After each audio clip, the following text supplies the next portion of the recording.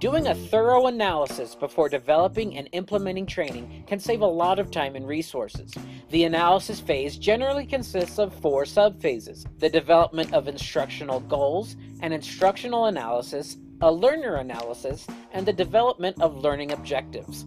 So let's talk for a minute about the first step, developing instructional goals.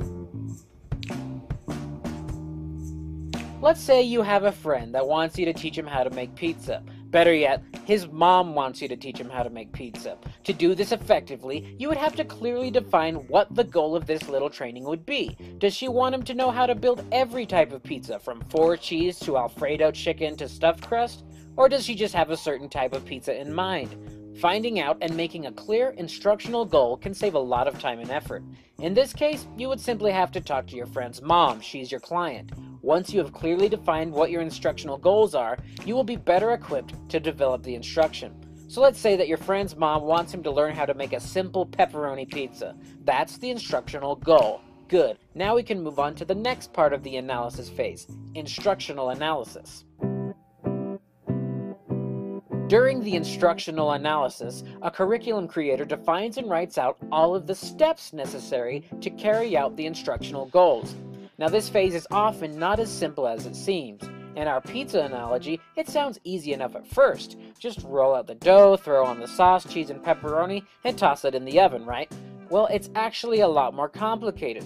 Your friend has to know how to make dough or where to buy it. He needs to know what techniques and tools are required to roll it out. He needs to know the ingredients of the sauce and how to spread it out evenly.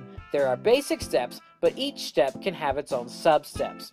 A finished instructional analysis is a chart that looks something like this. It is very specific and outlines the goal steps learners need to have to achieve the instructional goal. Many instructional designers are continually adding to and refining their instructional analysis as they go through the other steps of designing training.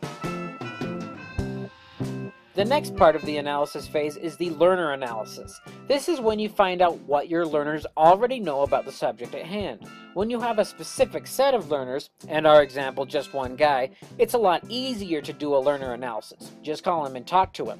If your learning audience is bigger, say 10th grade physics students in the Clark County School District, you may have to do more research and even conduct interviews and surveys.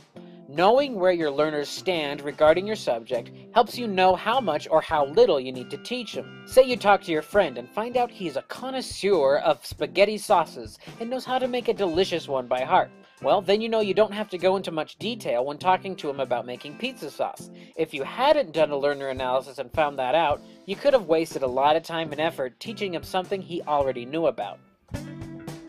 Step 4 is creating learning objectives. Learning objectives are what students should be able to do when instruction is completed.